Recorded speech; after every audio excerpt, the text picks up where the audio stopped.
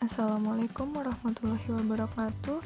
Perkenalkan, nama saya Liza Agisti Fajriani, NPM 1854231012. Di sini saya akan memenuhi salah satu ujian mata kuliah satuan operasi proses, yaitu tentang pengecilan ukuran. Pemecahan bahan-bahan menjadi bagian-bagian yang lebih kecil merupakan suatu operasi yang penting di dalam industri pangan. Bahan-bahan hasil pertanian sebelum diproses umumnya memiliki ukuran yang besar dan bentuk yang tidak seragam untuk proses penanganan selanjutnya. Maka, untuk itu bahan-bahan hasil pertanian tersebut perlu diperkecil melalui proses pengecilan ukuran. Pengecilan ukuran dapat didefinisikan sebagai penghancuran dan pemotongan mengurangi ukuran bahan padat dengan kerja mekanis, yaitu membaginya menjadi partikel-partikel yang lebih kecil. Tujuan pengecilan ukuran adalah yang pertama, mempermudah ekstraksi unsur tertentu dan struktur komposisi. Yang kedua, penyesuaian dengan kebutuhan spesifikasi produk atau mendapatkan bentuk tertentu. Yang ketiga, menambah luas permukaan padatan dan mempermudah pencampuran bahan secara merata. Menurut Soeharto tahun 1991, prinsip pengecilan ukuran yaitu apabila suatu partikel yang seragam dihancurkan setelah penghancuran pertama, ukuran partikel yang dihasilkan akan sangat bervariasi dari yang relatif sangat kasar sampai yang paling halus, bahkan sampai abu. Ketika penghancuran dilanjutkan, partikel yang besar akan dihancurkan lebih lanjut, akan tetapi partikel yang kecil akan mengalami perubahan relatif sedikit. Pengawasan yang teliti memperlihatkan bahwa ada kecenderungan bahwa beberapa ukuran tertentu akan meningkat dalam proporsinya pada campuran yang kelak akan menjadi ukuran fraksi yang dominan. Faktor yang mempengaruhi pengecilan ukuran adalah energi yang dimiliki oleh alat pengecil ukuran. Energi yang dikeluarkan oleh alat pengecil ukuran ditentukan dari kekerasan bahan. Selain itu, kadar air bahan juga berpengaruh. Karena bahan yang mempunyai kadar air banyak akan lebih mudah dihancurkan atau dikecilkan.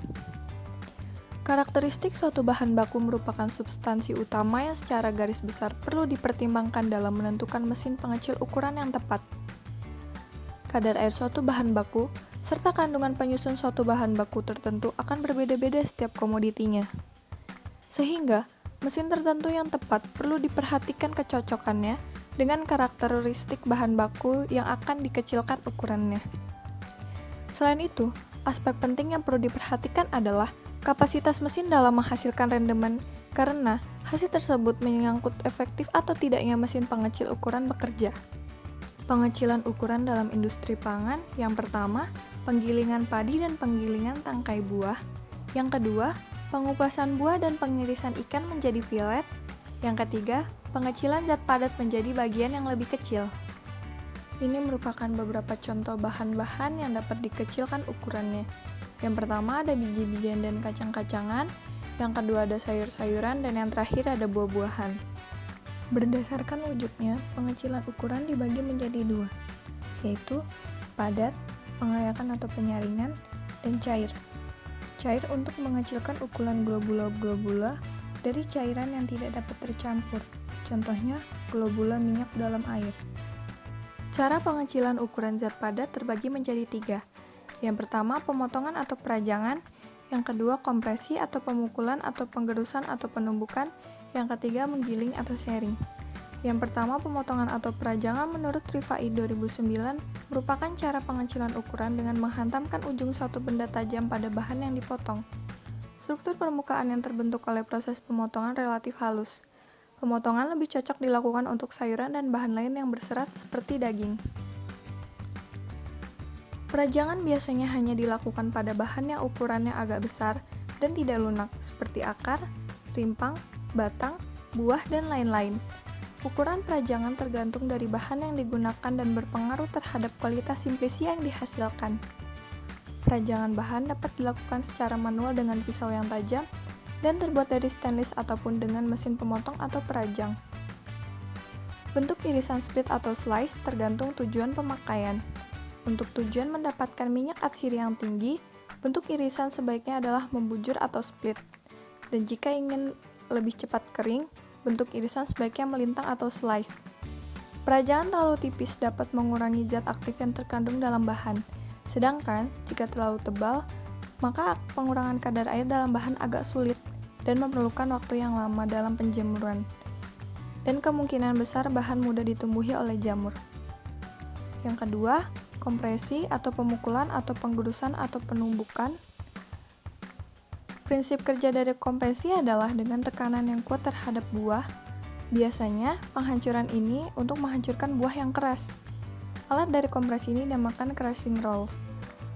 Proses ini dilakukan dengan memberikan gaya tekanan yang besar sambil dilakukan penggesekan pada suatu permukaan padat, sehingga bahan terpecah dengan bentuk yang tidak tertentu. Umumnya permukaan alat dibuat dengan kekerasan tertentu sehingga dapat membentuk pencapikan bahan, menurut Dewi 2008. Pemukulan adalah proses pengecilan ukuran dengan memanfaatkan gaya impact, yaitu pemberian gaya yang besar dalam waktu yang singkat. Prinsip kerja dari impact adalah dengan memukul buah. Alat yang biasa digunakan yaitu hammer mill. Alat ini menghasilkan bahan dengan ukuran kasar, sedang, dan halus.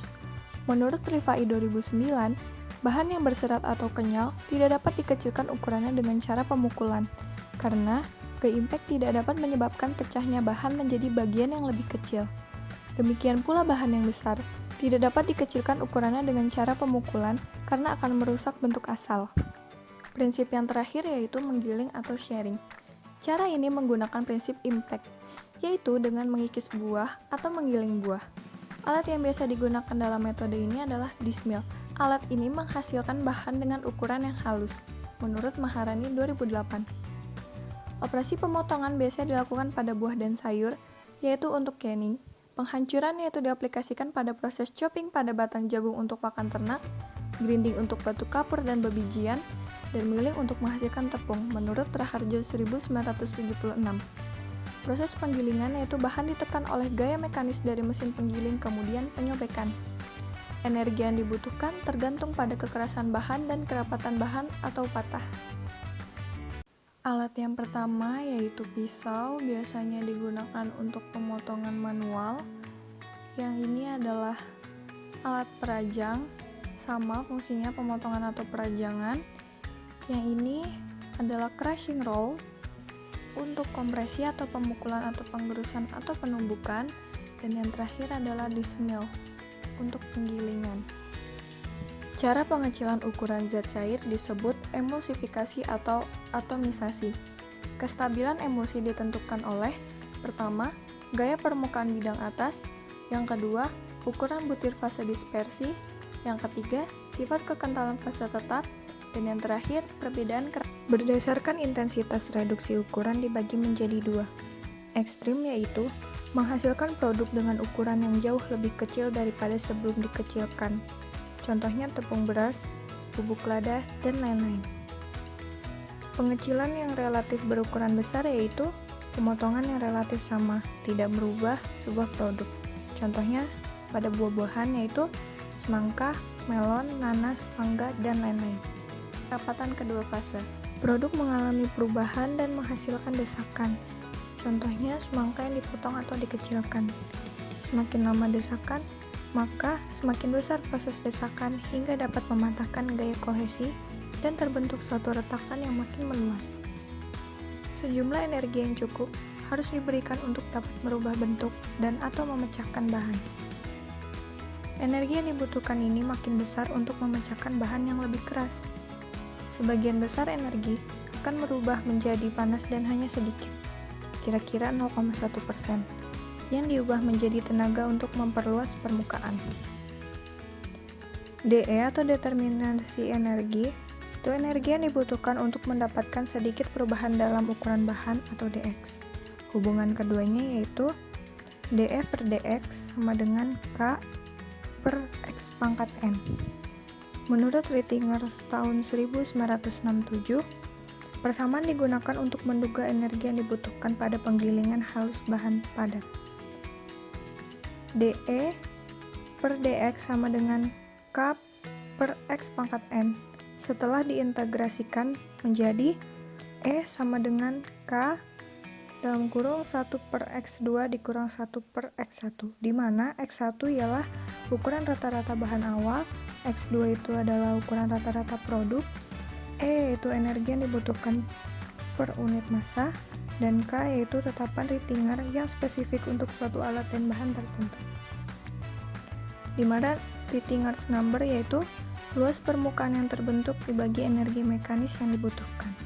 Menurut Kiks 1885, untuk menghitung energi yang dibutuhkan pada proses pengecilan ukuran atau produk tidak terlalu halus, yang sebelumnya dE per dx sama dengan K per X, menjadi E sama dengan K in dalam kurung X1 per X2, di mana X1 atau X2 adalah rasio pengecilan ukuran. Dan menurut Bond 1952, N sama dengan 1,5 digunakan untuk menyesuaikan dua rumus sebelumnya, di mana Kiks terlalu rendah dan Rittinger terlalu besar. Sehingga yang sebelumnya dE per dx sama dengan K per X1 pangkat 1,5 menjadi E sama dengan 2K dalam kurung 1 per X2 pangkat 0,5 dikurang X1 pangkat 0,5. Bond Work Index atau EI ialah energi yang dibutuhkan untuk mengurangi ukuran dari tidak terhingga menjadi 80% bahan dapat melewati saringan 100 mikron. Besar tetapan ini ditentukan rumus K sama dengan 5 EI. Ini merupakan tipe peralatan atau mesin pengecilan ukuran. Yang pertama ada crusher, yaitu untuk memecahkan bongkahan padatan besar menjadi bongkahan-bongkahan kecil atau batas beberapa inci. Primary crusher yaitu beroperasi untuk segala ukuran feed produk yang dihasilkan, ukurannya yaitu 6-10 inci. Secondary crusher yaitu beroperasi untuk ukuran feed, ukurannya 4 inci atau kurang dari 6 inci. Prinsip dari alat ini yaitu bahan masuk akan terjepit dan tertekan di antara silinder hingga menimbulkan gaya tekan dan terjadi pemecahan bahan. Pada mesin yang terdiri dari beberapa silinder, contohnya refinery coklat, itu kecepatan antar silinder diatur sedemikian rupa hingga didapatkan daya tekan yang semakin meningkat. Kerja alat ini ditentukan oleh ukuran silinder, kecepatan putar silinder, dan sudut penjepitan bahan oleh silinder. Ketiga parameter ini dapat diketahui melalui proses coba-coba. Alat tipe ini banyak digunakan dalam industri penggilingan gandum dan industri coklat pada tahap refining. Prosesnya cepat, maka bahan cepat hancur. Kalau prosesnya lambat, maka mutunya akan baik. Yang selanjutnya ada cutter. Tersedia untuk bahan-bahan berserat, jenis potongannya itu slice dan lain-lain. Pemotongan terdiri dari pisau yang berputar dengan cepat. Ini cutter yang versi sederhana yang digambar ini. Lalu operasi pemotongan dengan pisau tajam menghasilkan deformasi dan kerusakan produk yang kecil. Alat ini dipakai untuk produk ulet dan tidak bisa diperkecil dengan cara sebelumnya, ukurannya 2-10 mes. Buah-buahan dan sayur-sayuran dipotong menjadi beberapa bentuk. Mesin-mesin untuk keperluan ini dibuat dengan penyesuaian terhadap bahan mentah dan hasil pemotongan yang diinginkan. Telah banyak dirancang dan tersedia di pasar, contohnya mesin pemotong bahan berbentuk kubus. Selanjutnya yaitu grinder dan miller. Jenisnya yang pertama yaitu hammer mill atau penggiling palu. Itu gaya pukul atau impact force. Rotor dengan kecepatan tinggi akan memutar palu atau mengatur kecepatan. Bahan masuk akan terpukul oleh palu yang berputar dan bertumbukan dengan dinding, palu, atau sesama bahan. Akan terjadi pemecahan bahan. Bahan yang dapat lolos dari saringan di bawah alat terjadi sedikit gaya sobek. Alat ini digunakan untuk bahan kristal padat, berserat, dan agak lengket. Untuk lada, susu kering, dan gula. Jenis yang kedua yaitu penggiling cakram. Manfaatkan gaya sobek atau shear force untuk penggilingan halus. Tipenya yaitu penggilingan cakram tunggal, penggilingan cakram ganda, dan buttermill. Cakram tunggal ialah bahan akan dihancurkan lewat di antara dua cakram. Cakram pertama berputar dan yang lain tetap di tempatnya. Efek penyobekan didapatkan karena adanya pergerakan salah satu cakram. Jarak antar cakram dapat diatur, disesuaikan dengan ukuran bahan dan produk yang diinginkan. Yang kedua, cakram ganda. Cakram dua-duanya berputar berlawanan arah. Akan didapatkan efek penyobekan terhadap bahan yang jauh lebih besar dibandingkan dengan cakram tunggal. Dan yang selanjutnya ada Burr mill, yaitu tipe lama penggilingan cakram terdiri dari 2 buah batu berbentuk lingkaran yang disusun bertumpuk. Silinder batu bagian bawah akan berputar dan menyobek bahan yang masuk dari atas. Alat selanjutnya ada penggilingan gulingan atau tumbling mill. Menghasilkan gilingan yang halus, penggilingan bola atau ball mill. Perputaran silinder horizontal akan menaik turunkan atau menggulirkan bola-bola logam sehingga terjadi gaya sobek dan pukul. Ukuran bolanya 1-6 inci. Dan yang terakhir ada ultra fine grinder untuk memecahkan bongkahan yang dihasilkan crusher sehingga menjadi bubuk. Intermediate grinder, produk yang dihasilkan kurang lebih 40 mesh. Setiap alat penggiling akan menghasilkan partikel-partikel dengan ukuran dan bentuk yang berbeda-beda. Salah satu masalah mendasar adalah bagaimana menentukan diameter masing-masing partikel sehingga diameter rata-rata awal dan akhir diketahui. Analisis ayakan. Ukuran bahan 0,125 sampai 0,0029 inci. Terdiri dari ayakan atau saringan. Ukuran lubang terhalus 200 mesh, selanjutnya meningkat dengan kelipatan V2 atau 1414 kalinya. Bahan dimasukkan di atas rangkaian ayakan, kemudian digoyangkan dengan teratur dan waktu operasi teratur pula. Setelah waktu operasi dianggap cukup, jumlah bahan yang tertahan di atas ayakan dikumpulkan dan dinyatakan persentase. Kelembutan butiran ayakan dinyatakan dengan Fm, dibagi 100 setiap saringan, atau D sama dengan 0,041 kali 2 pangkat Fm. Persamaan Rosin dan Ramil.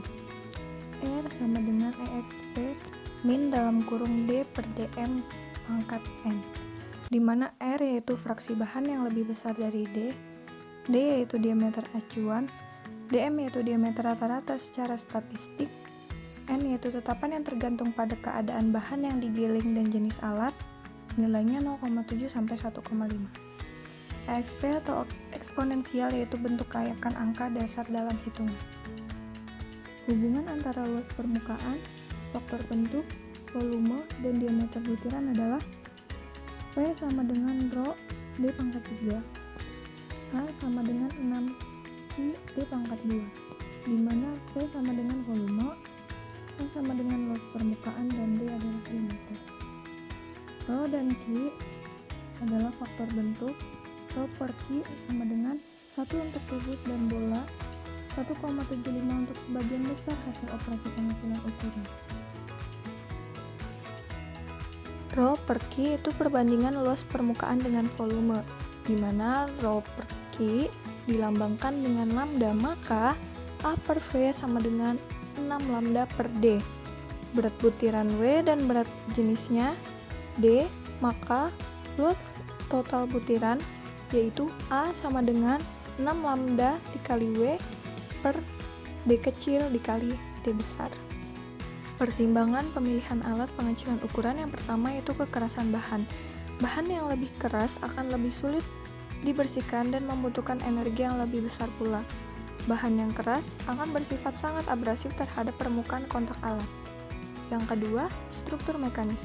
Bahan yang mudah pecah atau memiliki struktur kristal, pemecahan lebih mudah terjadi secara memanjang dalam satu bidang datar. Peralatan tipe crushing yang memanfaatkan gaya kompresif sangatlah tepat untuk digunakan. Bahan cenderung pecah pada jalur pecahan, maka peralatan yang memanfaatkan gaya pukul atau impact dan sobek sangat tepat untuk pengirisan dan pemotongan. Berbagai macam bentuk potongan dapat dibuat dengan mengubah-ubah pisau pemotong. Yang terakhir, kadar air berperan mempelancar atau menghambat proses pengecilan ukuran. Kadar air berlebih menyebabkan terjadinya gumpalan. Air sangat membantu dalam rangka mendapatkan partikel yang halus. Alat pengecilan ukuran sangat beragam, baik tipe, jenis, maupun merek. Agar alat bersifat multiguna, beberapa mekanisme gaya yang bekerja sekaligus dapat meningkatkan efisiensi pemakaian energi pada pengecilan ukuran. Studi kasus penggilingan dan pengayakan. Alat yang digunakan yaitu timbangan digital, blender, ayakan 40 mesh, dan 100 mesh. Bahan yang dipakai itu beras sebanyak 300 gram. Metode yang pertama yaitu ditimbang beras putih sebanyak 300 gram, lalu dicuci beras hingga bersih, sehingga tidak ada kotoran yang menempel, lalu dimasukkan ke dalam blender dan digiling sampai halus. kemudian diayak menggunakan ayakan 40 mes dan 100 mes. Selanjutnya ditimbang beras hasil ayakan untuk tiap mes, dan yang terakhir dihitung persen rendemen tiap ayakan. Hasil yang diperoleh untuk mes 40 yaitu WI 199,95, XI 66,65, kumulatif 66,65. Dan untuk mes 100, WI 211,68, XI 70,56, dan kumulatif 137,21. Totalnya WI 411,63, XI 137,21, dan kumulatif 203,86. Pada mes 40 diketahui WI 199,95 gram, sedangkan W total atau berat awal dari bahannya itu tadi 300 gram, sehingga persen atau fraksi persen bahan tertinggal atau X1 yaitu 199,95 dibagi 300 dikali 100%, hasilnya 66,65. Begitupun dengan yang mes 100. Finalis modulusnya didapatkan 2,0386 dan ukuran rata-rata atau D yaitu 0,041 dikali 2 pangkat 2,0386, hasilnya 0,0168 inci. Berdasarkan hasil perhitungan yang didapatkan untuk pengecilan ukuran pada beras menggunakan blender, diperoleh hasil persentase atau persen bahan tertinggal X1 untuk mes 40 adalah 66,65%, dan persentase bahan tertinggal X2 untuk mes 100 adalah 70,56%. Dengan tingkat keseragaman bentuk tepung beras atau finalis modulus adalah 2,0386, dengan ukuran diameter rata-rata atau D tepung beras adalah 0,0168 inci. Faktor-faktor yang mempengaruhi pengecilan ukuran pada beras adalah ukuran bahan yang diayak, pantulan dari material, dan kandungan air. Selain faktor-faktor dari bahan, faktor dari efektivitas alat yang menggunakan blender juga sangat berperan. Semakin lama waktu penggilingan beras, maka semakin kecil ukuran bahan yang didapatkan. Dan semakin cepat blender itu berputar, maka semakin cepat dan halus hasil yang didapatkan. Nilai bahan tertinggal X1 dan X2 untuk beras masing-masing 66,65% dan 70,56% dengan diameter rata-rata 0,0168 inci. Nah, ini ada soal beserta penyelesaiannya. Soalnya yaitu hasil suatu penggilingan diayak menggunakan ayakan tiller. Persentase bahan tertinggal dalam tiap saringan adalah mes 3/8 1%, mes 4 2,5%, mes 8 7%, mes 14 24%, mes 20 35,5%, mes 40 22,5%, dan mes 100 7,5%. Sedang diameter lubang bukaan mes 100 adalah 0,058. Pertanyaannya, buatlah tabel pengamatan, tentukan FM, tentukan ukuran butiran rata, dan tentukan indeks keseragamannya. Nah, ini untuk penyelesaiannya. Mari kita lihat. Yang pertama adalah tabel. Pertama, tuliskan dulu ayakan mesnya dari yang paling kecil sampai yang terbesar, dari angka terkecil sampai angka terbesar, yaitu 3/8, 4, 8, 14, 20, 40, 100, dan pen. Lalu diameter lubang bukaan satuan inci yaitu 0,371, 0,185, 0,093, 0,046, 0,0232, 0,0116, dan 0,0058. Persen bahan tertinggal yaitu diketahui dari soal yaitu 1, 2,5724, 35,5, 22,5, dan 74. Hasil totalnya yaitu 100. Konstanta yang ditentukan yaitu dari yang tertinggi sampai terendah, dari angka 7 sampai 0. Selanjutnya, hasil kali dari konstanta yang ditentukan dikali dengan persen bahan tertinggal menghasilkan total 312. Untuk menghitung derajat kehalusan atau FM yaitu 312 dibagi 100, di mana total dari hasil kali konstanta yang ditentukan dikali persen bahan tertinggal yaitu 312 dibagi dengan persen bahan tertinggal yaitu 100 menghasilkan 3,12. Jika bahan halus sekali sehingga semua bahan lewat sampai ayakan mes nomor 40 tapi tertahan pada ayakan mes nomor 100, maka derajat kehalusan atau FM sama dengan 1. Jika bahan tertahan pada ayakan mes nomor 4, maka derajat kehalusan atau FM sama dengan 6. Jadi, semakin kecil FM, semakin halus hasil pengecilan ukuran suatu bahan. Ukuran rata butiran atau D. D sama dengan 0,041 dikali 2 dipangkatkan 3,12. Hasilnya 0,0356 inci. Yang terakhir, indeks keseragaman. Sama seperti penyelesaian yang A tadi, itu ayakan mes nomor 3/8 sampai dengan 100 dan pen, itu persentase bahan yang tertinggal juga sama. Lalu indeks keseragamannya yaitu kasar mendapatkan 1, sedang 6, halus 3. Jadi indeks keseragaman kasar dibanding sedang dibanding halus yaitu 1:6:3. Nah, jadi kesimpulannya adalah pengecilan ukuran sangat membantu dalam kehidupan sehari-hari, baik dalam hal yang sederhana maupun hal yang kompleks seperti industri. Pengecilan ukuran dibagi menjadi 2 berdasarkan wujud zat, yaitu zat padat dan zat cair. Faktor-faktor yang mempengaruhi pengecilan ukuran adalah karakteristik bahan baku dan energi yang dimiliki oleh alat pengecil ukuran. Alat yang digunakan untuk pengecil ukuran disesuaikan dengan karakteristik bahan baku yang akan dikecilkan. Mungkin sekian video kali ini. Jika ada materi yang kurang berkenan atau salah, saya mohon maaf. Terima kasih. Assalamualaikum warahmatullahi wabarakatuh.